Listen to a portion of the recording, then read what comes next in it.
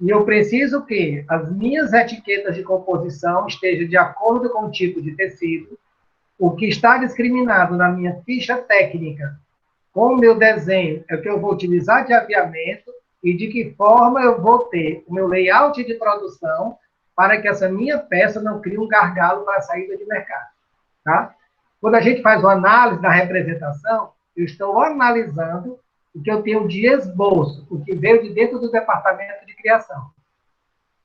Então, as técnicas de desenho tem duas. A gente pega assim, sobreposição de imagem, né? Ou você pode pegar uma imagem que já existe, colocar numa ficha técnica e você colocar do lado para que tipo de artigo a gente está desenvolvendo. Mas isso tem um grande problema, porque às vezes a imagem é de uma peça de roupa e o dono da empresa, ele pega essa imagem, troca o tecido e acha que vai ter o mesmo caimento, né? Então, você, quanto técnico, você, quanto supervisor de produto e de desenvolvimento, vai dizer, olha, para eu ter uma peça de viscose, ele vai ter um caimento X. Se eu trocar essa viscose pela tricoline, que a tricoline alarma mais, então ela já não vai ter o mesmo segmento.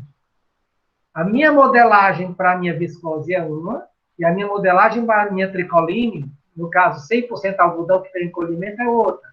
Se for uma tricoline mista, ela encolhe, mas encolhe menos do que é para ser.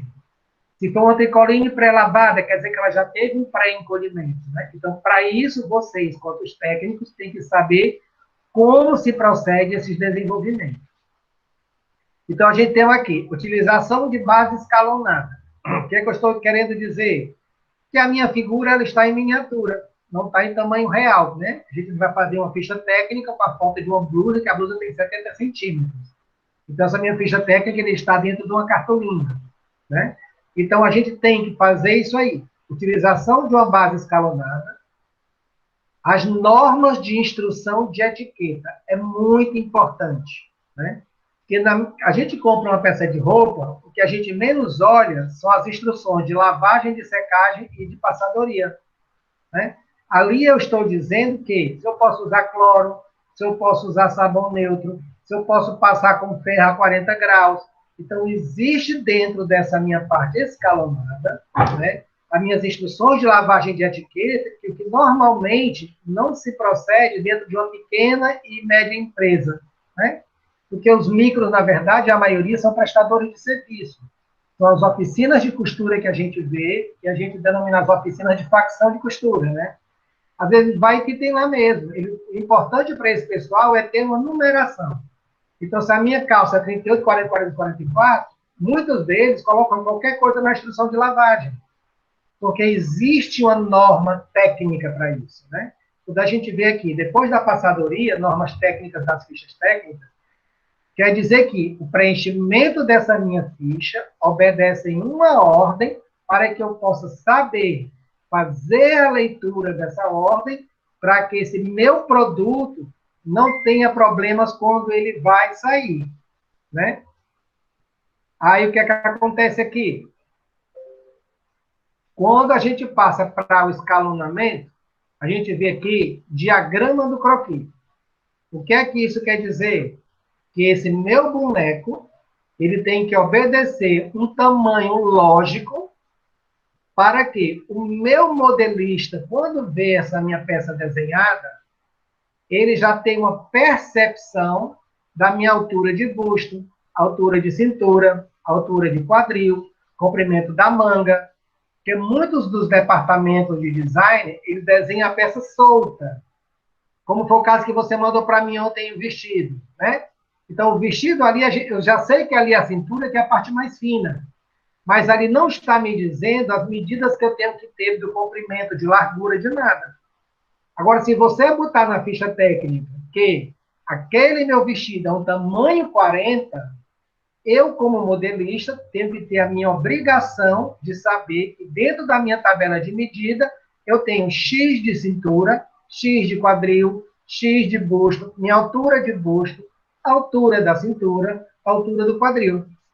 Porque eu tenho que ter essa obrigação de conhecer as minhas tabelas de medida. Principalmente para onde você está trabalhando, o fabricante que você está trabalhando. Né? Porque existe a tabela da BNT, né? Que é uma tabela que pode ser uma variável, principalmente para o feminino, porque a mulher pode ter de busto, na minha modelagem, né?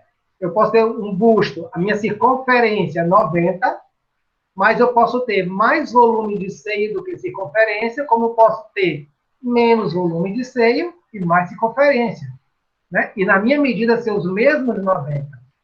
Então, como essa tabela de medida é uma diretriz para o tipo de público que a gente viu ontem a persona, né? Então, se eu for trabalhar um plus size, eu sei que o meu volume do busto é maior do que a minha largura, dependendo de um caso. Ou pode ter aquela pessoa que é mais cheinha e não ter tanto volume de peito. Então, o seu público é que vai direcionar o seu desenvolvimento que você tem de modelagem. Vou fazer moda infantil. A tabela infantil e a tabela masculina são as únicas tabelas que existe uma norma específica para ser feita, né? Mas o que acontece com a criança?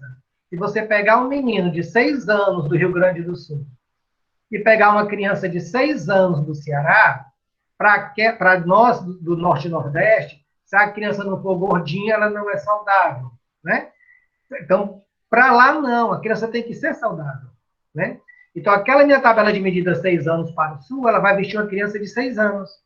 Só que para nós, um menino de 6 anos já veste 8 anos, veste 10 anos, porque ele não acompanha com a parte física, cronologia com a sua idade, né? Quando a gente pega uma mulher do sul que veste tamanho 40, é aquela mulher magra, alta, da perna fina, que tem 1,20 m de perna como a Ana Hickman. Quando a gente pega para o norte e nordeste, ela pode ser uma 40, mas ela não tem altura, até por conta da própria miscigenação que a gente tem no nordeste, que no sul não existe, né? Então a mulher pode ser baixinha, pode ser mediana, como pode ser alta, e ser o mesmo tamanho 40. Porque para nós, o que difere na minha medida é a minha largura do quadril e a minha largura da cintura. E isso aí, dentro da modelagem, a gente chama de medida fundamental, que é aquelas mais rente ao corpo, né? E as minhas medidas complementares, que são aquelas que variam, são as alturas, né? Por isso que é uma medida de complemento. Então, posso ter a minha calça do tamanho 38, a minha altura da minha calça ser 1 metro, como pode ter 1,20 m lá para o sul. Mas a minha cintura e o meu quadril é o mesmo que existe na minha tabela que eu estou normatizando pela ABNT, tá? Quando a gente vê aí o croquis, se você for ver essa meninazinha que está do lado esquerdo, que está de frente para a gente, tem uma linha central que corta o corpo no meio, né? E para as medidas que estão deitadas, né, todas nas horizontais, que a gente chama isso, são as medidas fundamentais. Então, tudo que for de circunferência, que for rente ao corpo, a gente tem como uma medida fundamental. Às vezes, o modelista vai tirar medida de alguém, aí bota assim, não, vou fazer aqui uma folguinha da vestibilidade. É errado, porque essa folga da vestibilidade, na verdade, ela é dada de acordo com o tipo de tecido que você vai utilizar, né? Porque o tecido pode encolher ou não. Então, essa folga de vestibilidade vai depois do que a gente viu ontem, né? Quando a gente foi perceber que existe a peça protótipo, que é o que vocês estão fazendo, para depois existir uma peça piloto. Então, nessa minha peça de estudo, ela tem que ser exatamente o que está na minha tabela, porque é de lá que eu vou ter todas as minhas variáveis de vestibilidade, né? Então, se o meu braço está prendendo, se quando eu sento, o meu volume da cintura expande, o abotoamento abre, que a gente vê muito isso em camisa, né? E blusa, camisaria masculina e blusa é feminino. Então, a gente vê muito isso na camisaria e na blusa. Então, o homem, quando ele faz musculação, ele prende muito as articulações do braço, então fica estourando. A mulher, né, dependendo do volume do seio, o botão fica abrindo, né? Então, tem que se perceber tudo que a gente tem de medidas fundamentais, né, que são essas rente ao corpo, que quando você sente esse corpo expande, né? Então, essa folga que a gente dá é a partir desse movimento, né? E as minhas medidas complementares, que são as minhas alturas. Então, quando eu tiro medida complementar de um feminino tamanho 40, eu estou dizendo que a minha altura do pescoço até a minha linha do PAB, que é a parte mais alta do busto, né? Eu tenho então 25 centímetros. sem queda de ombro. Então, do meu PAB para a minha cintura, eu tenho 17,5. Do meu 17,5, que é a minha linha da cintura por quadril, eu tenho 19. Então, você tem um padrão a seguir, porque existe uma tabela pré-determinada, mas isso vai de encontro ao público-alvo do que eu estou querendo fazer. Por isso que é muito importante a persona, né? Qual é o público que eu estou querendo vender esse meu produto? O que é que ele está consumindo? É como a gente sinalizou ontem, às vezes a peça é linda, mas não veste bem, né? Hoje, quando a gente percebe, o modelista é um dos salários mais altos dentro da empresa de confecção, né? Ele quase que equipara ao que vocês vão sair para o mercado de trabalho, ao supervisor da indústria, né?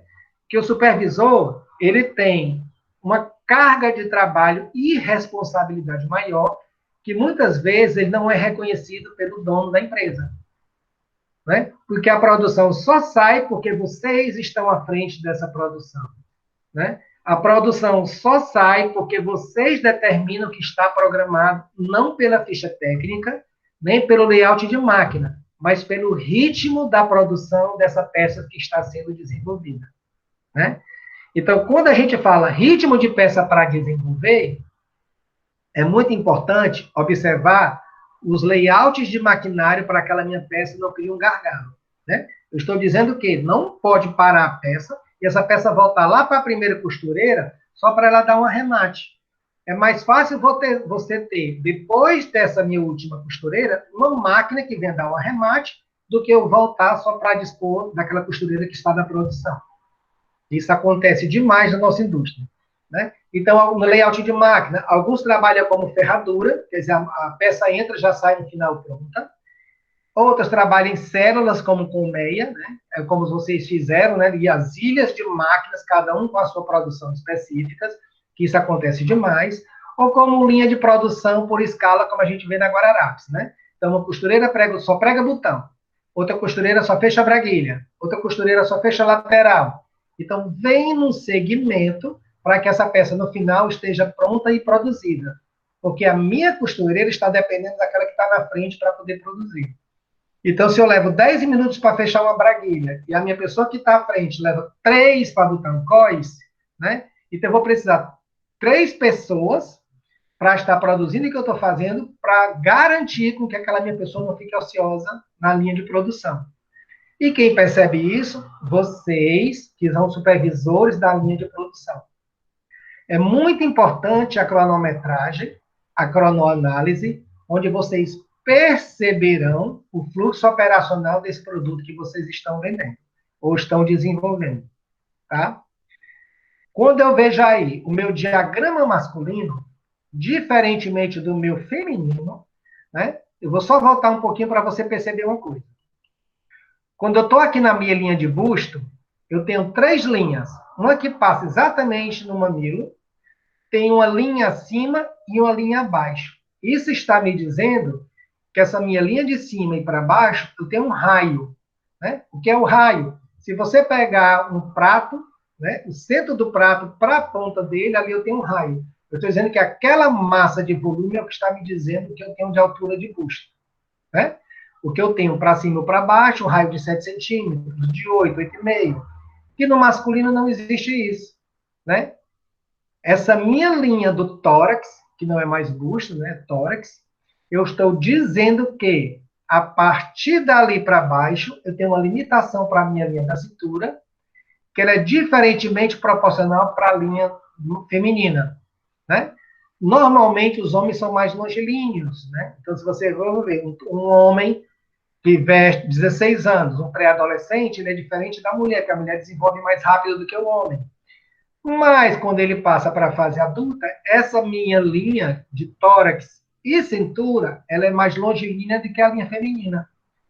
Por quê? Porque a minha altura de busto, que é o feminino, varia muito. Eu não sei o volume que eu tenho de busto, né? E isso é o que vai determinar as minhas alturas, que a gente chama medida corporal. A minha medida de corpo na tabela de medida, eu estou dizendo que entre o meu pescoço e a minha cintura, eu tenho essa divisão que é a minha altura de busto. Mas na tabela de medidas só tem minha altura de corpo, né? Então, existe uma percepção de vocês, quanto supervisores, para ver que a minha linha de cintura masculina e feminina são diferentes, a minha altura de pescoço, quadril é diferente da minha feminina para masculina, como também para infantil, tá? Quando a gente percebe, linha do quadril do homem, ela é do bumbum para baixo. É diferente da linha do quadril feminina, que era exatamente na parte mais projetada do volume do bumbum, né? A gente tira a linha do busto, a parte mais projetada do seio, e a minha linha do quadril feminino, ela é exatamente, se você perceber aqui na foto, ó, ela cruza exatamente no meio do quadril, que é a linha mais projetada do busto. É onde existe o volume do bumbum. Né? Então, a gente tem uma divisão quase que simultânea e espacial do mesmo tempo. Quando eu passo para a masculina, não. Quando eu trabalho uma peça que seja slim, né? Quero fazer um paletó slim. Então, essa minha altura do quadril, que eu tenho aí para a cintura, ela muda. Porque o paletó slim, eu divido do meu pescoço para o meu quadril em 3 partes iguais.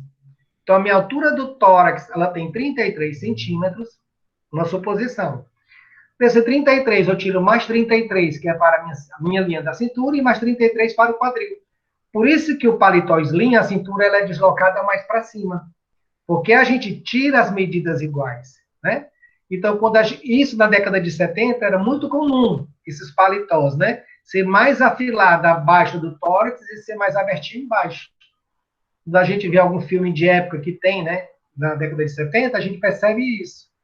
Esse paletó mais solto, mais largado, já vem do final da década de 70 para os anos 80, que as peças eram todas estruturadas. Então, eu tinha meus ombros com enchimento, né? Ampuleta para o feminino. Ele era desestruturado, não marcava a minha cintura. Mas, por outro lado, na década de 80, uma roupa de vanguarda, ela era muito marcada, né? Então, se trouxe lá dos anos 50 e 40 os coceleiros de volta, né? Que a Madonna foi um ícone da música, que ela usava muito coceleiro, muito modelador. Então, desde a década de 80, isso voltou à tona. Desconstruiu aquela imagem que a gente tinha no final dos anos 60 e os anos 70 inteiro, né? Porque nos anos 70 a gente tinha a Tropicália, que eram roupas mais despojadas, estilo hippie, né? E também tinha essa parte mais desestruturada dos paletós, né? Que a gente trouxe isso para a vestimenta. As calças masculinas, reta, boca de sino, cintura alta, que eram as calças sociais.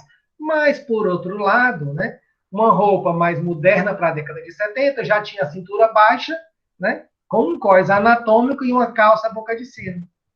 Né? Tipo de tecido variava. Então, existia uma variação de persona naquela época para o que se veste, né, hoje, atualmente. Quando a indústria hoje está trabalhando, no caso, a Hope, né, ou a... Vamos ver aqui uma que vocês trabalham.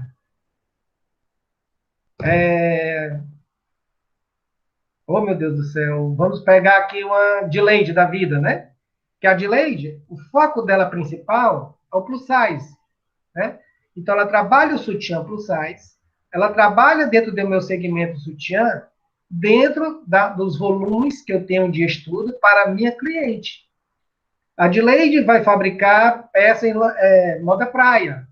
Então, ela já tem uma estrutura arquitetada, né, e montada para trabalhar um segmento que vai facilitar esses estudos volumétricos para ela. Né? Porque ela já trabalha com a poliamida, mas também ela trabalha com a lycra dentro do segmento dela de lingerie. Então, para ela, é um segmento mais fácil de entrar no mercado do que ela ir para um tecido plano. Né? Então, quem trabalha com tecido plano, né? Vamos pegar outra empresa, Colmeia. A Colmeia tem, dentro da estrutura dela, um modelista para trabalhar um segmento, outro modelista que trabalha outro segmento e um terceiro para pegar um terceiro segmento. Porque quando aquele modelista ele já desenvolve aquela estrutura dele de trabalho e de percepção para a persona que ele está trabalhando, no caso, vamos fazer só calça. Então, se aquela minha modelagem da calça que vestiu bem, é mais fácil adequar essa minha modelagem para qualquer tipo de peça que eu estou desenvolvendo. E não o modelista fazer tudo, ele fazer blusa, fazer calça, fazer saia, que ele acaba se perdendo dentro dos conhecimentos. Né? E demora mais essa peça sair. Quando a gente vê o diagrama masculino, estou dizendo o quê? O meu quadril, olha, está bem rente ali com a parte de baixo da genitália dele. Quer dizer que o meu quadril é baixo. Mas isso não quer dizer que eu não vá ter a minha altura de curvatura das minhas cavas, né, de braço, mais baixa ou mais alta. Porque a blusa é diferente da camisa. Né? Quando a gente está desenvolvendo uma blusa, a gente não bota o parâmetro da minha cava com a minha linha do busto. Né? Porque senão eu vou ter uma cava muito longa, na hora que você levantar o braço, essa blusa ela sobe, porque essa minha cava está puxando o tecido, ela não está respeitando o meu volume que eu tenho de busto. Né? Já no masculino isso não acontece. Então eu posso descer mais essa cava e deixar essa peça mais livre, porque eu não tenho que me importar muito com esse tipo de volume de tórax que eu vou ter. Tá? Vamos lá. Quando eu chego isso aqui para o infantil, olha que interessante. Lembra que agora há pouco eu falei, quando o modelista recebe só o desenho na ficha técnica, como ele pode ter o bonequinho vestido, né? Quando eu boto o meu bonequinho vestido, visivelmente, qualquer leigo que está vendo aquela minha ficha técnica, eu estou percebendo onde está a minha altura do tórax da criança ou do busto, né? O comprimento que eu quero do meu vestidinho, e quando eu mandar esses slides para você, você vai perceber a altura do vestidinho que está na boneca em cima. Mas embaixo meu vestidinho está solto. Então, o modelista tem que ter o senso de saber qual o comprimento, já que se ele não vier determinado na minha ficha técnica, né, qual o comprimento eu tenho que ter, né, mas ele tem que ter no mínimo uma percepção. Né? Então, a minha pala do tórax está ali, mas eu tenho uma continuação da minha cava, ou seja, esse meu vestidinho ele vai ser na minha linha do joelho. Né? Que tipo de maquinário eu vou ter para desenvolver isso aí? Quero fazer um vestidinho de malha. Então, você vai usar o quê? Galoneira e overlock. Quero fazer o meu vestidinho com tecido de algodão. Né? Porque, pelas normas brasileiras da BNT, a criança ela não pode ter determinado tipos de tecido, né? Que ela pode ter alergia, não pode ter pintura no tecido, provavelmente essa estampa possa já vir pronta, né? Que às vezes o pessoal joga silk no roupa de infantil, né? Mas a criança pode ser alérgica àquele silk, né? Então, existem tipos de acessórios que são utilizados dentro da vestimenta infantil que a gente não pode usar neles, né? E só existe no adulto. Que a criança pode se machucar, o botão pode se desprender, a criança brincar e engolir. Então, dentro da minha norma técnica, isso é muito importante, tudo que vocês forem perceber de aviamento que possa estar dentro dessa minha peça, né? De tipo de tecido que eu vou estar utilizando, né? E tipo de Professor, Oi. você tem essas normas? A BNT tem sim. Eu posso mandar para vocês o site, porque lá tem inclusive a classificação de agulhas, que amanhã a gente vai ver isso aí. Uhum. Tá? É Que amanhã ótimo eu isso. preparei uns slides, que é da tecnologia da costura. Não sei se a Isabel trabalhou com vocês isso. Tipo de agulha, classificação para tipo de máquina, tecido e aviamento. Trabalhou ou não? Professor, ela trabalhou, mas eu não assisti. Eu agradeço. Pois eu passo para vocês. Tá? Então, como é uma estrutura de tecido? Para que tipo de agulha eu vou estar utilizando para montar esse meu tecido? Né? Então, isso aqui, tudo que a gente for fazendo, hoje, amanhã e depois, e depois, e depois, e mais alguma coisa eu passo para vocês, inclusive o site da BNT. Quando a gente tem uma tabela de medida masculina e infantil, eu estou dizendo que aquela minha tabela tem que ser seguida à risca, né? Porque ela é uma tabela normatizada, existe uma norma técnica para ela. Quando a gente passa para a tabela feminina, é uma tabela que está sempre em estudo, como eu falei no começo agora, por conta dos volumes, né? Por conta das estruturas, né? Corporais, por conta da parte de regionalismo que a gente tem, né? Então, se você for ver uma mulher do norte, uma mulher do nordeste e outra mulher do sul, do sudeste, ela tem corpos diferentes, porém as mesmas medidas fundamentais. Ela pode ter o mesmo busto, cintura e quadril, mas o meu estudo de volume muda e o meu comprimento muda também.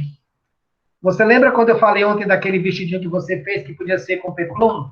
Você disse que é um peplum. Você pode pegar aquele seu vestidinho, fazer ele um mullet, que é mais curtinho na frente, ele comprido atrás, que o pessoal usa muito isso para saída de banho, né? Aquele seu modelo, tanto se você fizer ele num tecido mais nobre, aquela peça vira uma peça de alta costura, né? Então, dependendo do artigo que você utiliza, dependendo dos tecidos que você vai trabalhar, tipos de acabamento, né? Então, vou fazer uma bainha lenço, é diferente de você passar um overlock, virar e rebater, né? Então, a mesma estrutura sua de modelagem, né? Você, como supervisor da indústria, pode chegar e dizer para o dono da empresa: lembra aquela blusa que a gente fez? Se a gente pudesse usar esse tipo de artigo, é onde entra o conhecimento seu, como técnico, né? A gente pode fazer um estudo de caimento dessa peça para saber se ela é viável, porque as costureiras já fazem esse processo, né? De montar essa peça.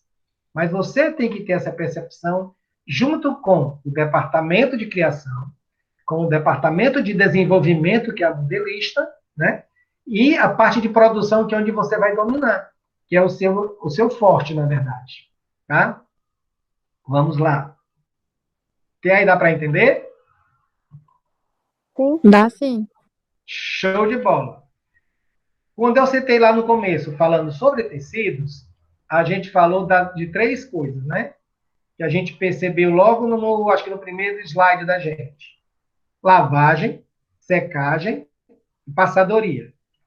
Quando eu falo instrução de lavagem, eu estou falando em observar a composição de tecidos, fibras que a gente tem, como é constituída essa minha peça e se ela vai obedecer a alguma regra.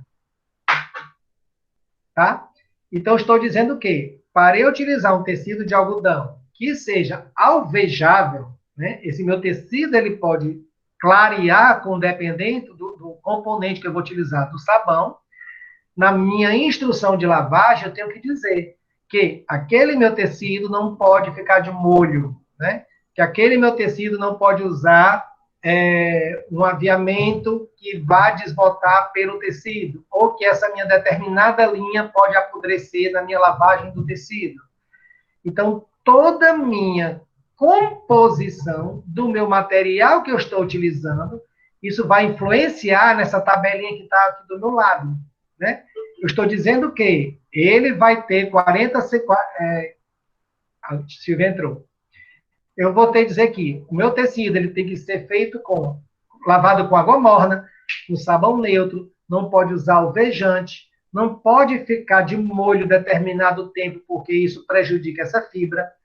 Você, como supervisor técnico, tem que entender até também de tecido, né? Porque muita coisa que você vai estar dentro da indústria, você vai perceber, como no caso ontem que a gente viu, né? Vou deixar a minha malha descansar para eu poder cortar. Você tem que ver, dentro da norma, do que vem na composição do seu tecido, porque quando o tecido vem de fábrica, ele vem com essas instruções todas. Descansar o tecido por 3 horas, descansar a lycra por 24 horas, né? Porque normalmente o cortador, é de praxe dele, quando ele trabalha uma malha, deixar o tecido 24 horas descansando, né?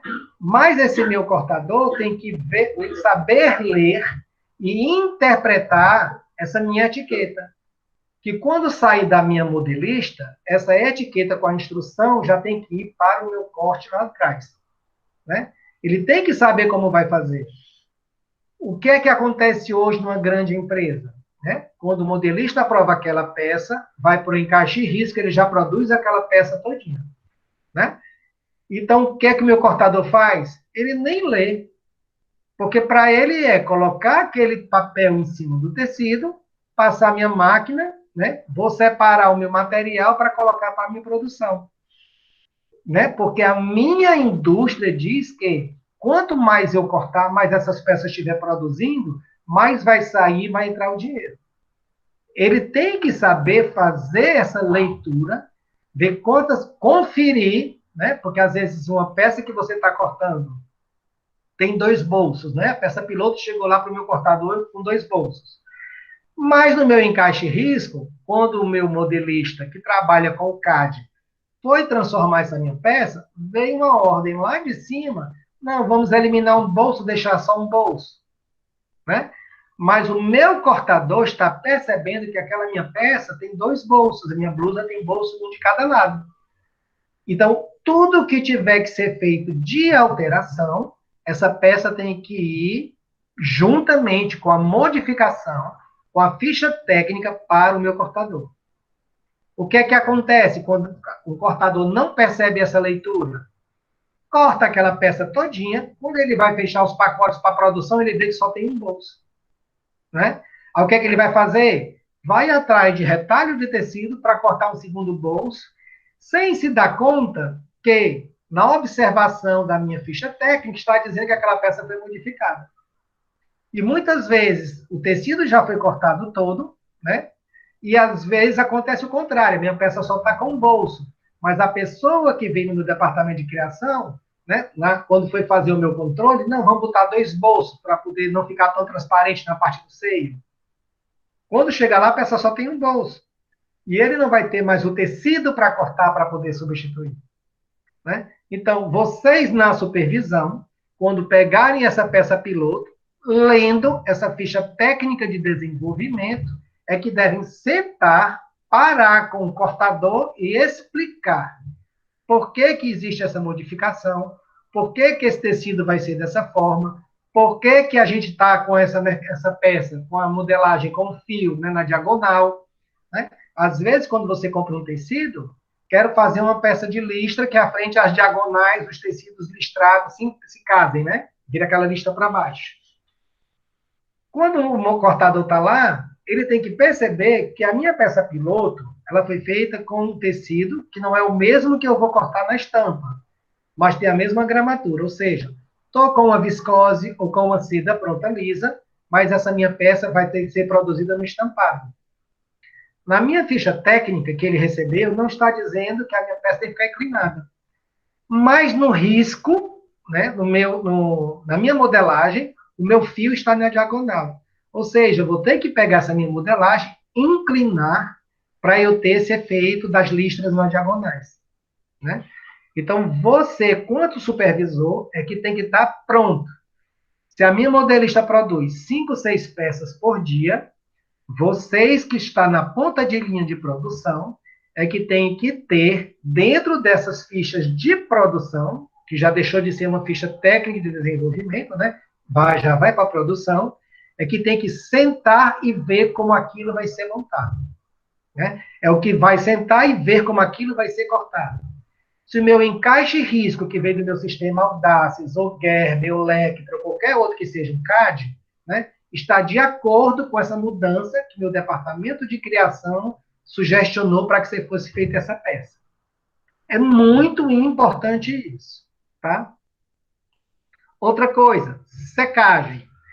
Todo mundo hoje, quando vai lavar uma roupa, né, você não lê, como a gente viu no anterior, a parte de lavagem, né?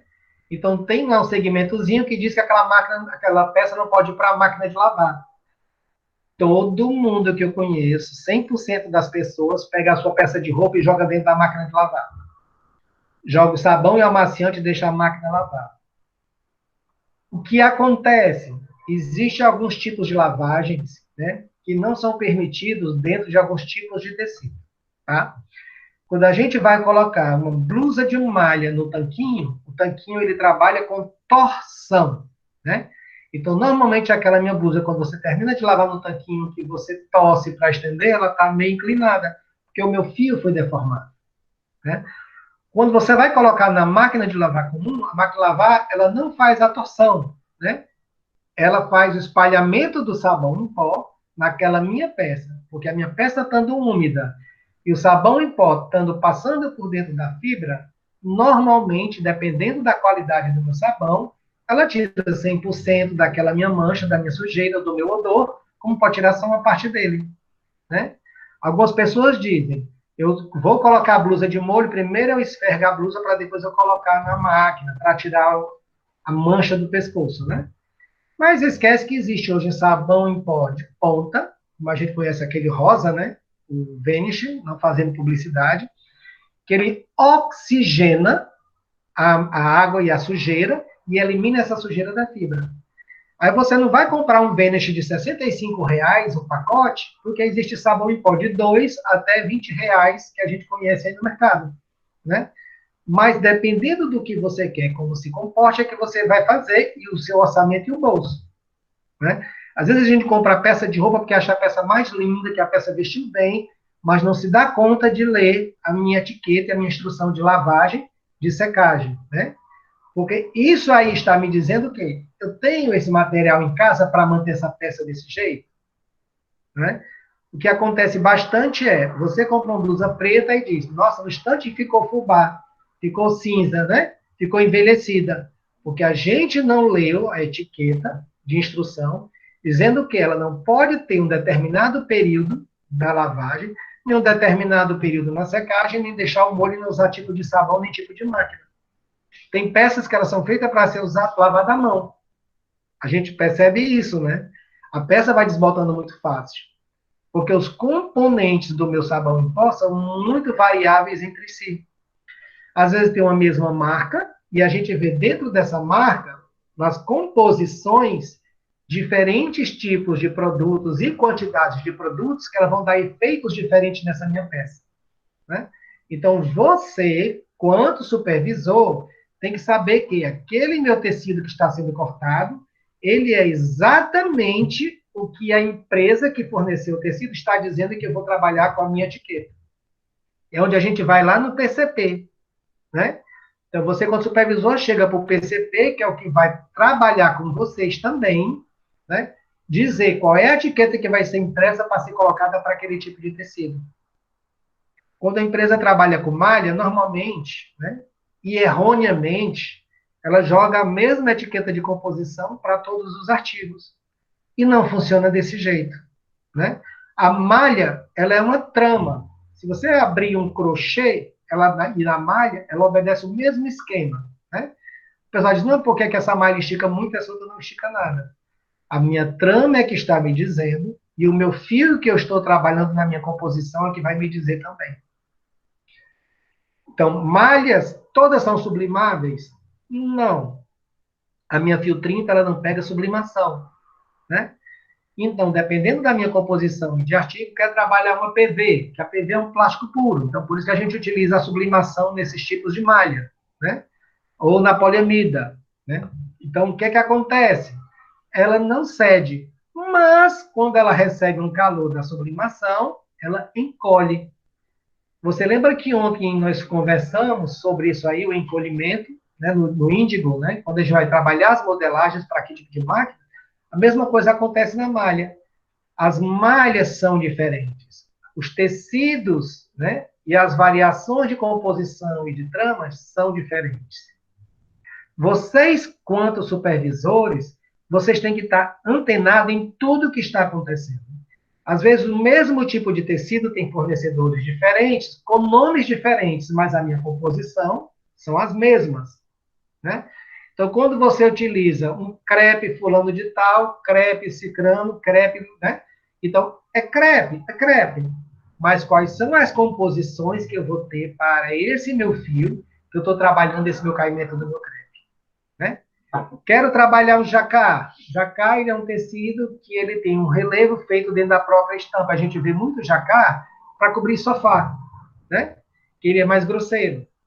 Quando a gente vê um tecido brocado, eu estou dizendo que esse meu relevo não foi feito na trama, e sim foi colocado no meu tecido, né? O brocado, ele é diferente do jacá, né?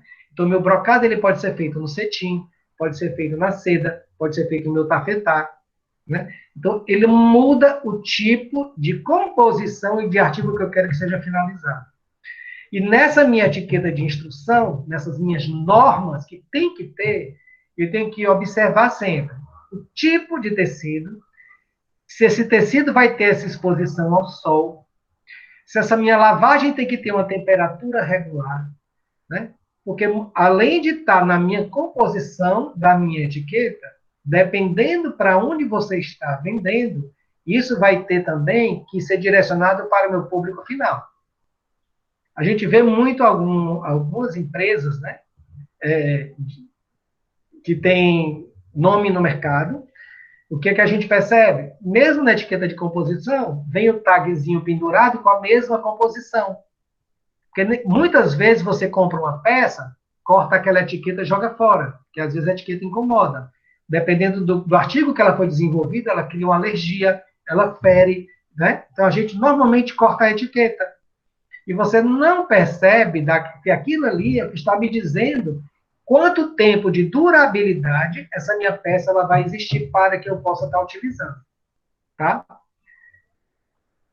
Passadoria, né? Então, a passadoria é tão importante como aquelas minha instrução de lavagem, né? Que eu vi lá, que a gente viu antes, a minha instrução de secagem e a minha passadoria. Né? Aqui está me dizendo que tipo de ferro, que tipo de temperatura e de que forma eu vou estar fazendo para que essa minha peça não se danifique. Né? Tem gente que diz, a minha peça eu nem passo, eu lavo, penduro na pontinha e deixo ela secar, só faço guardar. Quando você bota determinada temperatura no tipo de tecido, né, aquele tecido ele toma uma forma que ele volta para o normal. Ele tira aquela minha elasticidade que eu tive na minha lavagem, né, ou na minha secagem. Exemplo, vou trabalhar com uma malha que tenha bastante elasticidade, né? Então, pendurei lá o meu vestido. Com o peso da água, mesmo ele estando úmido, aquela peça ela expande, né? A gente vê muito isso aí quando você trabalha em uma radiosa, né? Com viscolaicra. A radiosa, você tem um vestido, ele seco, já é uma malha pesada, né? Então, o tecido que não vai desbotar com facilidade e nem vai deformar com facilidade pela própria gramatura dele, que já é pesada. A minha trama não vai abrir com facilidade. Porém, quando você bota essa peça para secar, ela estica pelo próprio peso. E ela vai secar esticada, né? Então, quando você vai para a passadoria, você passa essa peça, eu estou dizendo o quê? O meu tecido com calor, ele vai se tornar maleável e voltar para a forma original. Nem sempre isso acontece, porque dependendo da minha composição, ele pode encolher, como a gente viu na malha, né? Que é uma malha que recebe a sublimação, como ele pode não. Aí é onde você vai ter que observar, né, os tipos de temperatura que seria ideal para que ele não danifique essa minha fibra de composição dessa minha peça. Tá? Quando você está na indústria, que a gente está trabalhando, saiu aquelas 200 blusas feitas com tecido X. Né? Muitas vezes, quando ela vai para passar essa peça, ela recebe aquela borrifadorzinho, passa aquela peça para embalar. Né? Quando você está na indústria, aquela temperatura que você está passando é só para tirar aquela rugazinha do meu processo de fabricação. Né? Eu não lavei essa minha peça. Né? Então, você tira aquela rugazinha para ela ser uma peça apresentável para ser vendida. Né? É diferente da minha passadoria, que essa peça recebeu uma torção na minha lavagem, né? Recebeu um tipo de sabão que possa danificar ou não, e eu tenho uma temperatura X para que essa minha peça não se danifique ou esse meu tecido não apodreça. Né? Então, a passadoria é muito importante. Para você ter ideia, tem empresa que tem dentro do seu setor, né, cursos de técnica de passadoria. A minha técnica de passadoria é onde você vai identificar a minha etiqueta de composição, né, que é a minha instrução de lavagem, de passar e de secar. Né, ela vai saber ler os símbolos, porque só tem símbolo. Eu estou dizendo que aquele meu triângulo é para usar alvejante. Se eu tiver um triângulo com X, quer dizer que aquela minha peça não pode ter alvejante. Né? Que aquela minha peça que eu estou usando, quando ela receber um calor, aquela minha fibra, mesmo lavada, tirada, enxaguada, ela vai ter um comportamento diferente. Né? Então, é muito importante vocês, quando estiverem na linha de produção, saber até como aquele artigo vai se comportar na minha parte de passadoria, de lavagem e de secagem. Porque nem todo produto se comporta da mesma forma. Como você programa uma ficha técnica, né?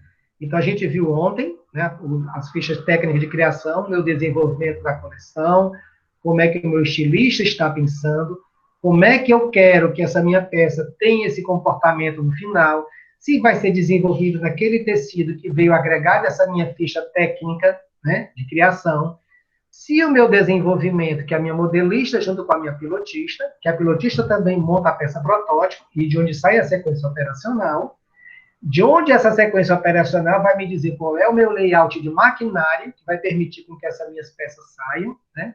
Então, você pega a observação, o meu desenho técnico, que vem lá da minha ficha de criação, se as minhas medidas corporais, que estão ali naquela minha ficha técnica, que foi produzida pelo meu modelista, já é a minha segunda ficha, está de acordo com aquela peça que está sendo produzida.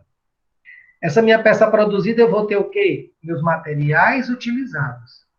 É esse tecido que vai ser confeccionado, essa quantidade de botão que vai ter aqui, né? Essa peça, ela vai precisar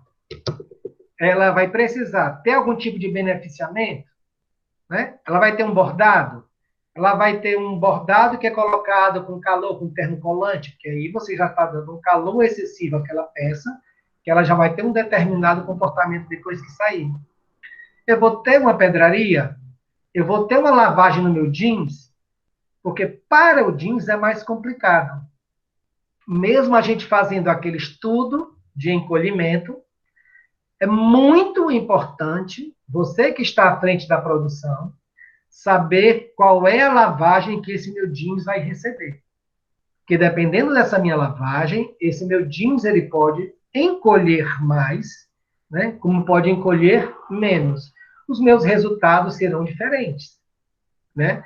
Então, se eu estou programando para o meu jeans encolher 5%, mas naquela minha lavagem determinada, né, ele vai encolher mais 1%, eu estou dizendo que ele encolhe 6%. Então, aquela minha modelagem para aquele tipo de lavagem é 1%. Se eu quero só amaciar, minha modelagem é 1%. Então, se a minha empresa que trabalha com jeans, eu quero fazer 5 lavagens diferentes para a mesma peça, eu tenho que ter 5 modelagens diferentes.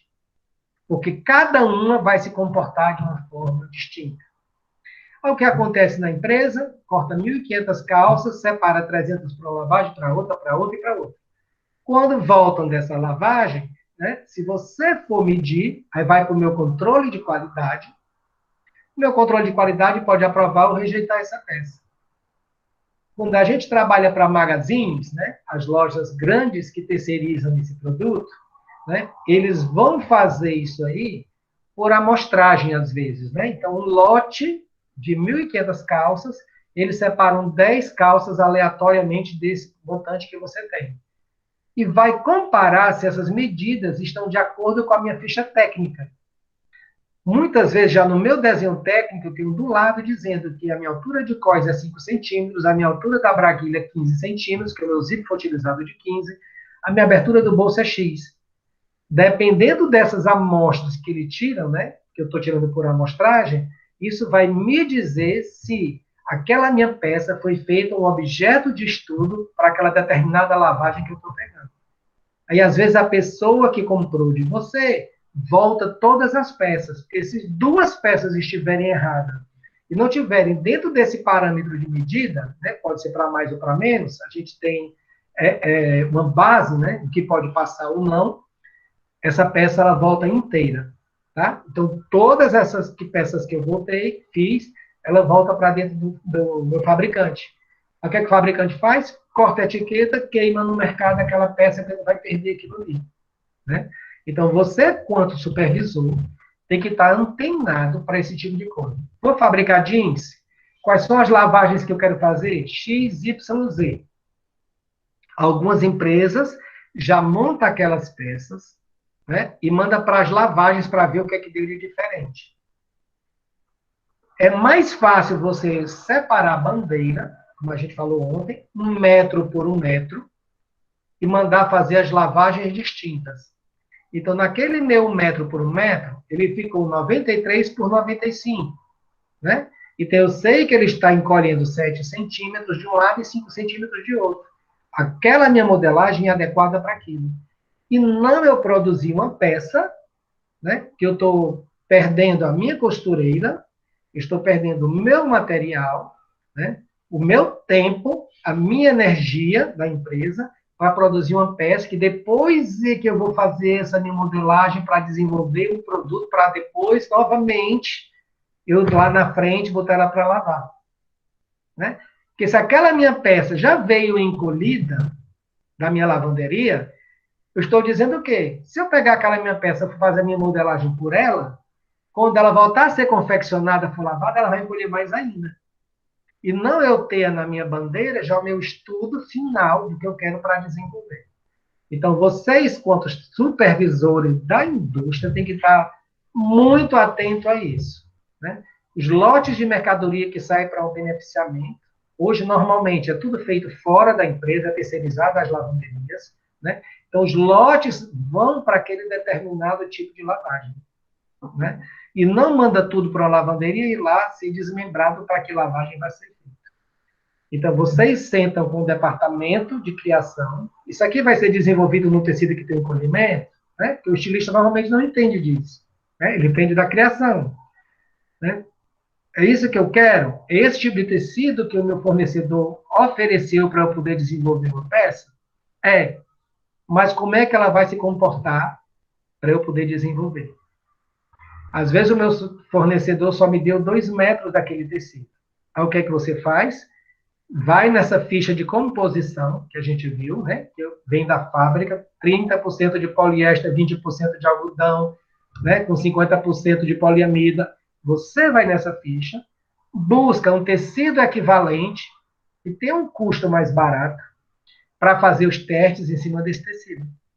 Para você não perder essa amostra que veio de um fornecedor, porque às vezes é muito preciosa. Às vezes aquela amostra veio para uma estampa localizada que foi criada por você e sai cara.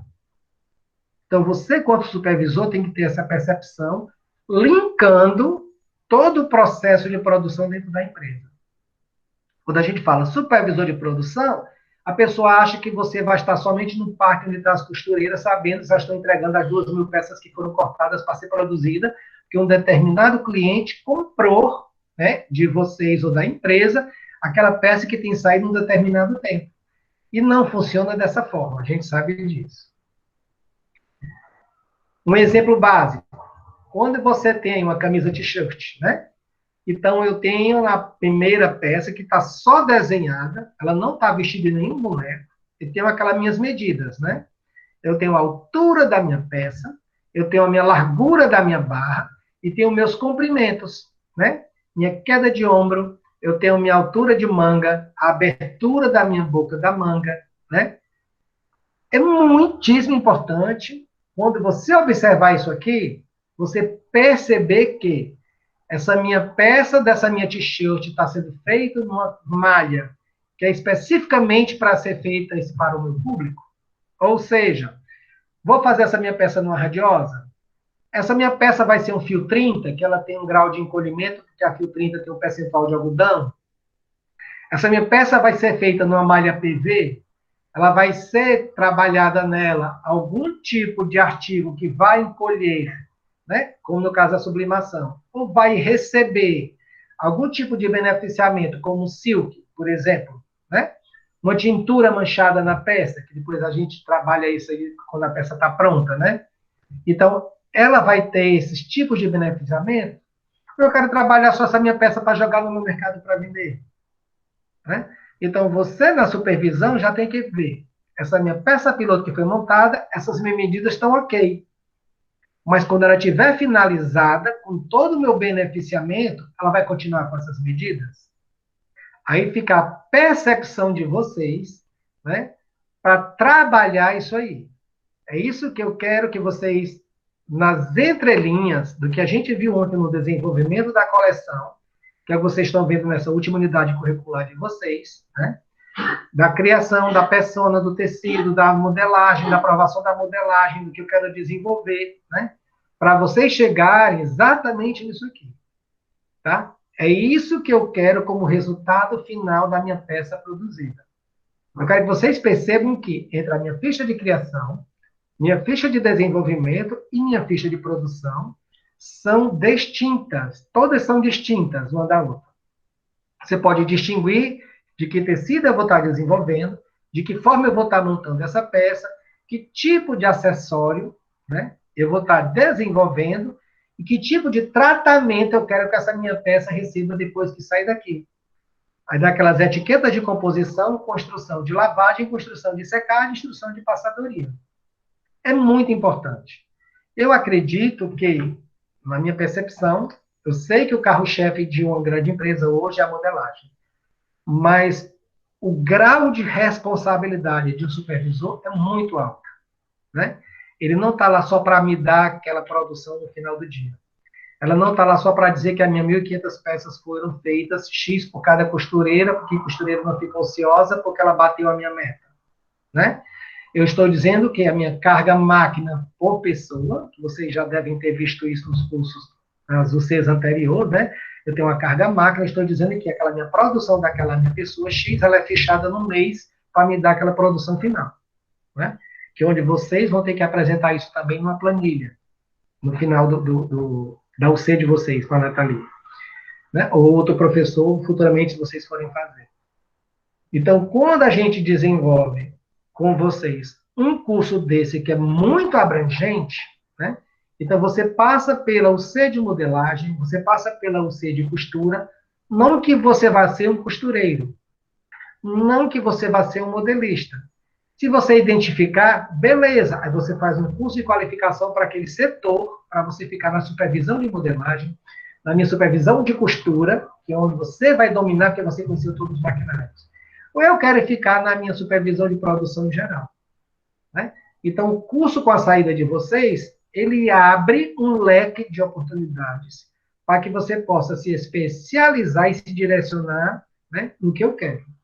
Nós oferecemos um curso que é um pós-técnico em denim, em índigo, né? Onde você se aprofunda no jeans, que é muito bacana isso aí. Porque o jeans é uma peça que se vende de janeiro a janeiro, né? O jeans, ele não tem entre-safra, como se diz. É igual a lingerie. Lingerie você compra o ano todo, né? Então, o jeans você utiliza ela no verão, como eu utilizo ela no inverno, né? Você usa um jeans para trabalhar, como eu posso ir para um jeans para balada. Então, uma peça versátil. Existe uma especialização para isso. Mas, quanto supervisor, eu tenho que entender o meu processo do índigo, como é que essa peça é feita, até onde ela vai ser finalizada, o que, que eu preciso para manter a durabilidade dessa peça. Tá? Vamos lá. Ficha técnica do meu produto. Eu tenho uma ficha técnica em branco, que eu acho que vocês vão precisar preencher essa ficha técnica lá no trabalho de vocês. O que acontece? Clicou aqui em cima, ó, selecionei essa minha ficha, Ctrl C, abro um Word, Ctrl V, jogo ela lá. Então, você já tem um modelo de ficha técnica para vocês colocarem esse produto que vocês estão desenvolvendo. Olha que bacana. A Nath mandou, professor, para a gente a ficha já. Maravilha. Show de bola. Então, aqui nós vamos ter o nome da fábrica, né? Que o nome da fábrica não é o nome da minha grife, né? A gente sabe disso. O nome do meu fabricante é uma coisa e as minhas etiquetas que eu quero colocar é outra coisa. Eu já falou isso para vocês? Não que eu lembro. Tá. Então, Guararapes, né? Guararapes confecciona para Riachuelo. Mas se você entrar na Riachuelo, você tem não sei o quê, não sei o quê, não sei o quê, né? Então, dentro das minhas marcas da Riachuelo, que é produzida por um único fabricante, eu tenho as minhas etiquetas segmentadas, né? Só para camisaria, só para o feminino jovem, só para o feminino adulto, só para o feminino senhora, só para o infantil. Então, eles são segmentados com etiquetas diferentes, mesmo que seja produzida num único fabricante. Então, aqui você tem o nome da fábrica, que você vai colocar na primeira linha lá em cima. Então, vocês vão criar o nome de uma fábrica de vocês. Vocês já devem estar fazendo. O nome da coleção. Então, a sua coleção tem que obedecer uma ordem, né? Como a gente falou ontem. Qual é a peça ou qual é o aviamento que está me linkando dentro dessas minhas peças todas, né? Aquela argola que você mandou no vestido, aquela argola das costas, de acrílico, é de coco. Então, aquela minha argola de coco, ela vai se refletir nos botões feitos com fibra de coco colocada nas blusas, né? Então, como é que eu vou distinguir o nome dessa minha coleção? Né? Verão Ceará, que remete aos coqueiros, remete a essas coisas todas. Nós temos o nome da coleção, tá? Onde você vai pesquisar os materiais necessários que você vai desenvolver o seu produto e dali vai surgir esse nome da minha coleção, tá? Ano da coleção. Esse meu ano é um ano de produção, é o ano que ela vai ser lançada, que é diferente. Às vezes você está produzindo uma coleção no final do ano que era para ser lançada no começo do outro, né? Coleção de alto verão. Então, vai ser lançada no final do ano. Como é que eu vou trabalhar isso? Meus desenhos, frente e verso, sempre vai ter que ter frente e verso. Pode ser feito, como a gente observou naquela ficha, né? A minha peça solta, como ela pode ser uma fotografia, né? Porque essa minha peça, essa minha ficha já pode ser da minha peça aprovada, fotografada e colocada, né? Como pode ser um desenho em cima de um bonequinho esboço, tá? 2 quadrinhos embaixo, mais largos, né? Amostra de tecido e amostra de aviamento, né? Essa amostra eu vou colar, show de bola. É interessante que a minha bandeira, ou as bandeiras do tecido, estejam ali nos quadradinhos representadas, né? Porque essa minha ficha, quando ela começar a sair do meu desenvolvimento e chegar lá na minha produção, eu vou saber quais são as cores que foram ordenadas, qual é a cor do Pantone que ela está estabelecida, que a gente viu ontem, quais são as cores de linhas que eu vou ter que utilizar para essa minha peça ser finalizada para não dar distorção, tá? Meus aviamentos, eu posso colocar em um botão? Posso, mas é interessante ele ser fotografado, para essa ficha não criar um volume na hora de armazenar. Vou fotografar o meu botão, vou fotografar o meu zíper, porque pela imagem que está lá caracterizada, eu estou dizendo que eu quero que aquele botão fique. E não, às vezes, a indústria, você está produzindo uma blusa, chega lá, a pessoa diz, olha, tem 3.000 botões dentro do estoque, pega lá uma grossa para colocar, né? Então, aquela peça que foi estudada pelo meu design, confeccionada pelo meu modelista, ela já vai estar diferente do meu produto final. Porque eu estou aproveitando algum erro de compra que foi feito pelos PCP, que é o que programou aquela minha coleção sair. Aí lá embaixo eu tenho uma grade de tamanho, né? Aquelas quadradinhos menores, que vocês vão ter que perceber que eu tenho numeração e eu tenho letra, né? Então eu tenho PMGGG, que cada letra dessa obedece 2 numerações. Isso quer dizer que, supostamente, essa minha peça possa vestir 2 numerações, né? Isso acontece muito quando você trabalha uma peça de lycra, de malha, ou, né? Alguma coisa que tenha bastante elasticidade. Então, minha grade de tamanho, eu estou dizendo o quê? A minha blusa, ou o meu vestido, ou a minha calça, ou o meu macacão e etc., vai obedecer àquela minha grade. 38, 40, 42, 44, 46, 48, 50. Então, dentro dessa minha grade, você vai pegar as cores mais escuras, né? Que isso a gente observa muito. As cores mais escuras, elas estão sempre nos tamanhos maiores, que na sua percepção visual, quando a pessoa tem mais cor, que está com a cor mais escura, não aparece tanto volume, né? As cores intermediárias, elas ficam sempre nas numerações do meio, né? E as cores mais suaves, elas ficam na numeração menor, né? Então, você compra rolos de tecido, você compra 30 metros de tecido preto, 20 do azul ou vermelho, e nos beges. Isso não quer dizer que no meu tamanho maior eu não vou ter uma peça bege ou 2 peças beges, porque tem uma pessoa que se veste maior que gosta de usar aquela cor. Mas a minha quantidade de peças em produção seriam as cores mais fortes. O que acontece na indústria, o cortador vai infestar, né? Então ele bota lâminas iguais para cada tamanho, né? Então, o que acontece na minha venda? As minhas peças vermelhas, que tinha aquela minha estampa maior, que tinham as listas mais grossas, os meus tamanhos grandes não saíram, né? Então, esse estudo que a gente faz lá na construção da persona, você já sabe o que seu público está usando e como ele quer que se vista. Então, o cortador, na verdade, ele tem que fazer 3 cortes, né? Aquela minha folha que sai lá do meu CAD, do meu encaixe risco, são 3. Uma para cada determinado coisa que eu vou utilizar. Então, minha peça bege, eu quero fazer mais tamanho 38 e 40. Então, no meu encaixe risco, você bota 2 peças do encaixe risco dessa cor, 2 do tamanho menor e uma do tamanho intermediário.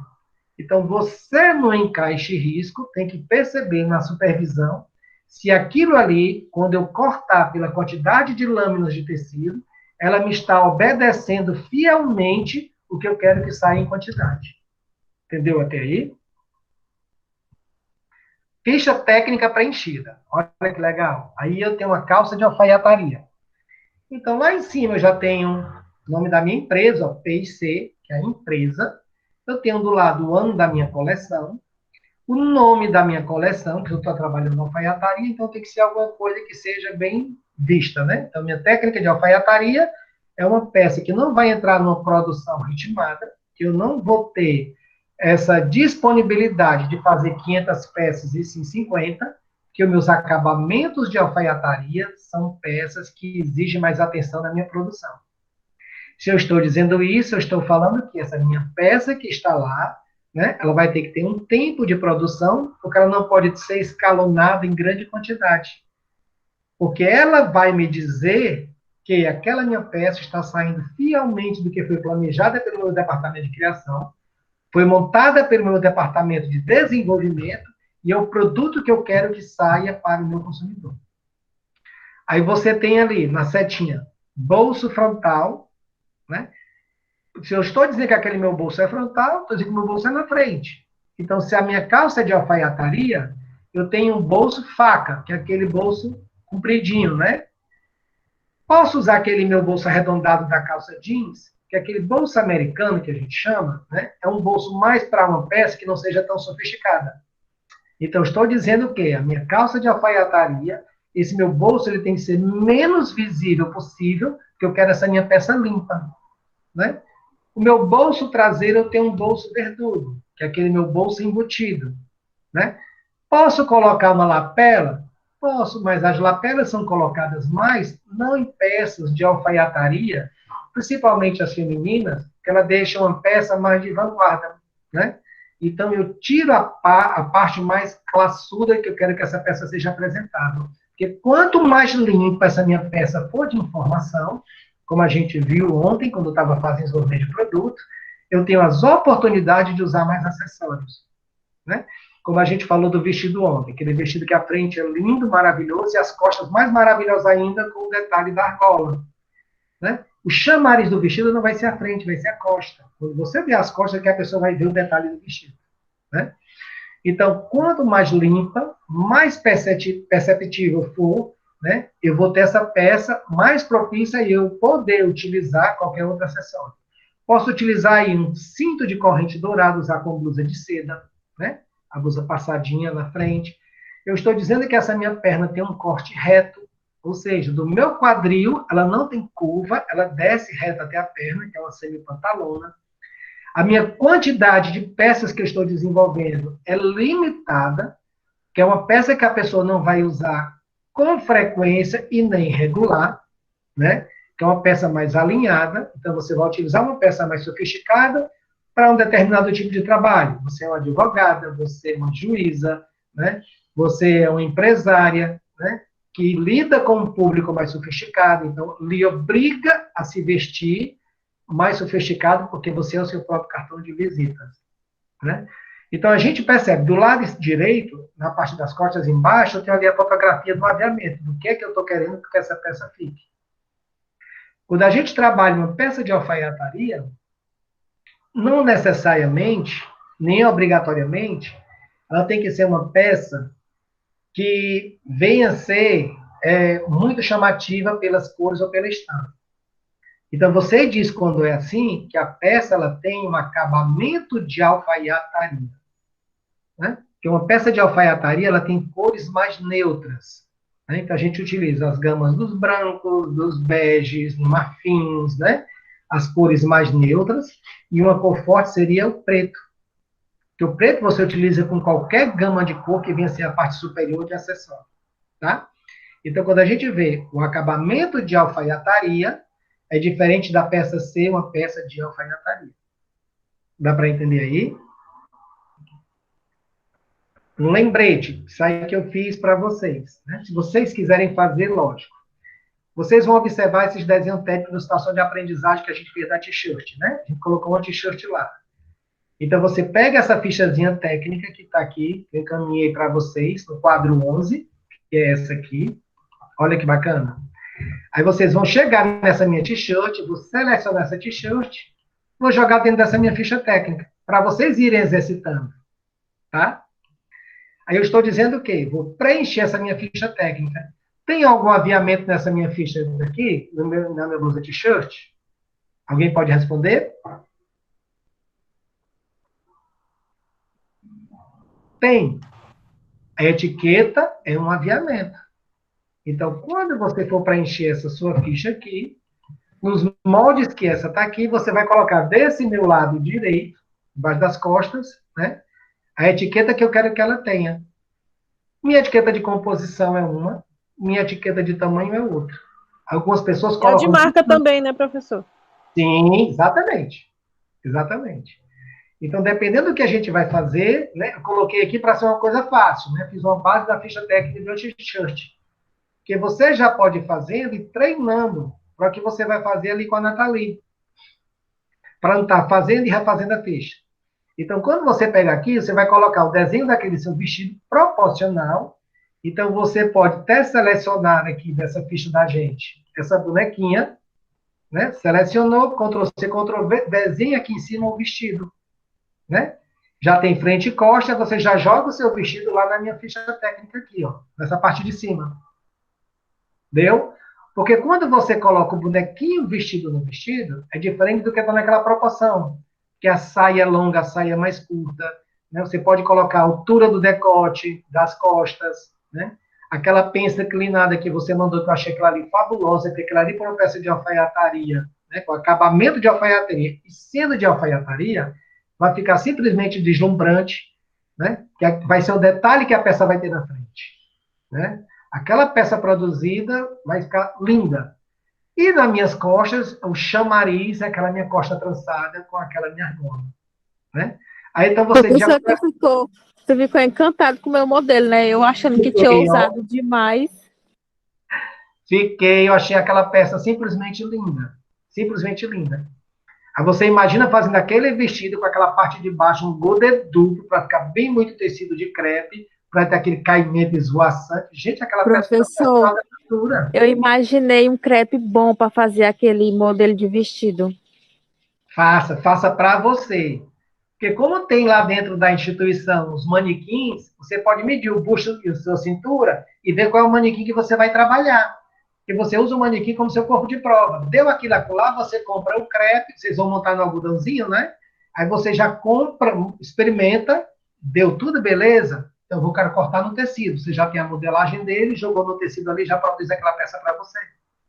A gente combinou em fazer nos tecidos nossos mesmo, e não no algodãozinho, sabe, professor? Fica uma coisa tão vaga no algodãozinho. Não, mas no algodão, presta atenção, no algodãozinho é a peça protótipo, não é a peça piloto. Ah! A primeira peça que você vai ver, não, isso aqui eu posso aprofundar mais, porque depois que você cortar no seu tecido e cortar errado, perdeu o tecido. Entendeu? Verdade, viu, professor? Ótimo. Faz tudo no algodãozinho, né? Pelo menos a parte de cima, para você ver se o peito encaixou, se o decote ficou legal lá nas costas. Deu ok, você sabe que não vai ter erro para cortar no seu tecido que você quer. Né? É por isso que eu falei agora no começo, quando a gente vai fazer aquela peça de estudo, né? No desenvolvimento, né? Você pode não cortar no mesmo crepe, mas pode cortar no tecido que tem a mesma gramatura, que seja bem mais barato, que vai ser estudo. Né? Ah, estudo. Que por depois isso você aproveita para você. a importância da modelagem, você vê os ajustes que você vai dar. Quando for para o tecido, já vai pronto. Já não tem que mexer mais em nada, entendeu?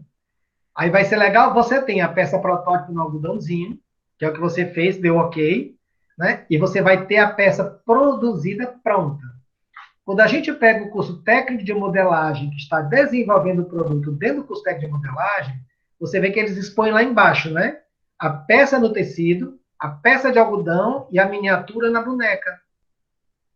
Né? Como nessa novela que a gente está vendo o Tititi. Então, a peça é produzida na boneca, para você ter que saber mensurar, né? E diagramar ela para um tamanho real. Você entra na parte da proporção, das escalas, para você saber que o modelista tem que dominar tudo isso aí. Agora, para vocês não. Agora, é interessante sempre produzir primeiro no algodão, para depois vocês produzirem no tecido. Né? Porque se Deus quiser, daqui para setembro, já vai ter passado mais a pandemia, que a gente sabe que não vai passar tão cedo, vai virar uma endemia, eu acredito. Ou seja, uma doença tratável, como a gripe, H1N1, né? E por isso que eu também acho, sabe, professor, que ela não vai passar tão cedo. Acho que ela veio realmente para ficar, viu? Com certeza. Mas, se Deus quiser, até setembro, né, a colação de grau não vai ser mais virtual, vai ser presencial. Você pode usar a peça que você desenvolveu na sua colação de grau. Olha que chique. Não, professor, é muito nu. As costas. A frente é toda vestida daquela peça. Né? Aí você faz uma peça daquela toda no crepe, linda e maravilhosa, naquela argola que você vai usar no centro, você pode comprar uma argola de strass, que vai ser o carro-chefe. Né?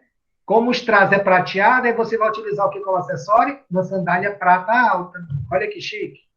Como o meu detalhe é só nas costas, isso quer dizer que você pode usar um brinco bonito na frente, que é o chamariz, a sandália e o brinco, e nas costas só argola. Como você tem um cabelo grande, né, você pode usar aquela trança embutida, descendo no meio das costas para aparecer os entrançados. Tá vendo? Você... É como se você estivesse vendendo o seu produto para cliente, né? Quando você está na loja que a vendedora está lá, ela tem que mostrar as opções, a pessoa tem que se ver vestida naquela peça, né? E eu gostei muito. Por hoje é só, tá? Eu vou mandar para vocês agora, de imediato, pelo e-mail, o que a gente está vendo hoje.